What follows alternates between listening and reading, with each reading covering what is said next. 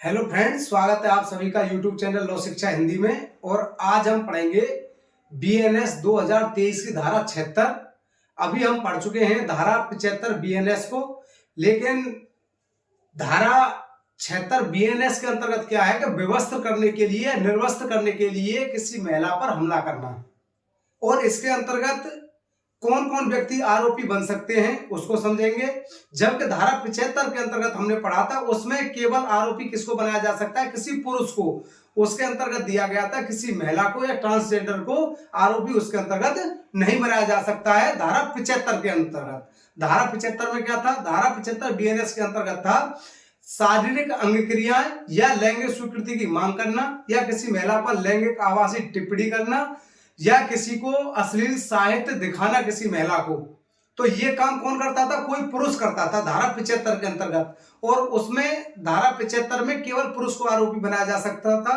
लेकिन इसके अंतर्गत धारा 76 के अंतर्गत क्या कुछ नया चेंजमेंट आया है बीएनएस के अंतर्गत आईपीसी के तुलना में। तो आइए समझते हैं धारा 76।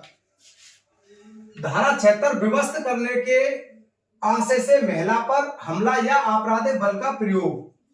अब आपराधिक बल का प्रयोग तो इसमें कौन करेगा, जो कोई के अंतर्गत आया, महिला, पुरुष या कोई भी ट्रांसजेंडर, ये तीनों आए जो कोई के अंतर्गत।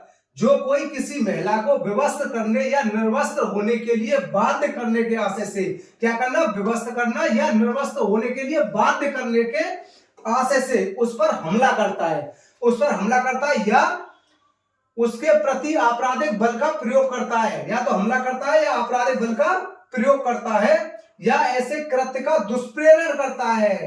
तो दुष्प्रेरण भी इसके अंतर्गत आएगा। किसी दूसरे व्यक्ति को दुष्प्रेरित करता है किसी को निर्वस्त्र करने के आशय से उस पर हमला करने के लिए, वो भी इसका दोषी होगा। तो वह दोनों में से किसी भांति के कारावास से, जिसकी अवधि कितनी होगी, 3 वर्ष से कम नहीं होगी, और कितनी हो सकती है, 7 वर्ष तक की हो सकेगी, दंडित किया जाएगा। प्लस क्या है, जुर्माना, प्लस जुर्माने से भी उसे दंडित किया जाएगा।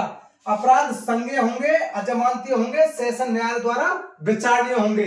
सबसे मुख्य इसमें जो चेंजमेंट आया है वो ये आया है कि जो कोई ऐसा अपराध करता है, वह, क्या शब्द आया, वह।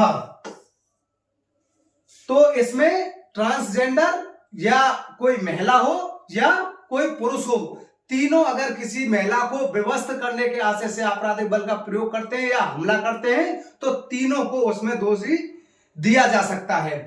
उस पर आरोप इस तरह का लगाया जा सकता है। इसमें ऐसा नहीं है कि अगर कोई महिला किसी महिला के कपड़े अगर उतार देती है, उसे विवस्त्र कर देती है, तो महिला भी इस धारा के अंतर्गत दोषी होगी। ये इसमें नया चेंजमेंट आया है। तो ये थी हमारी धारा 76 बीएनएस। अगर आपको धारा समझ में आई हो और वीडियो पसंद आया हो तो चैनल को लाइक करें, सब्सक्राइब करें। Thank you.